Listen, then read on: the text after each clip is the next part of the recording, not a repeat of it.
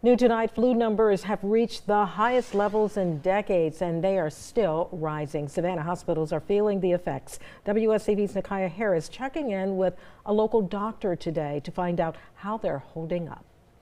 We did have 36 flu cases at one point in time in our hospital, which is the most I've seen since I've been here.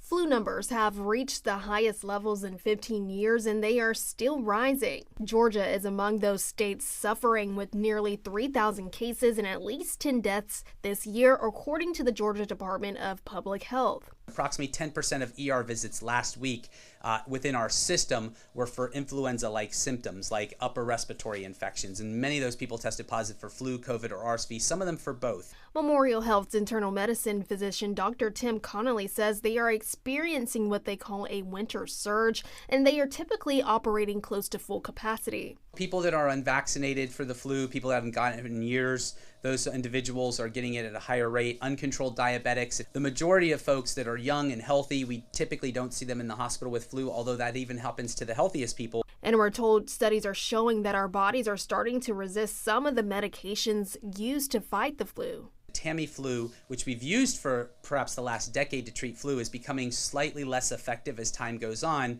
at preventing hospitalization and preventing progression of flu to severe disease. There is a new medication that's been out for several years called Paxlovid or Xofluza, and that has shown promise and is still doing a good job. However, don't let that stop you from taking the necessary steps to maintaining your health. In Savannah, Nakaya Harris, WSAV News 3, on your side.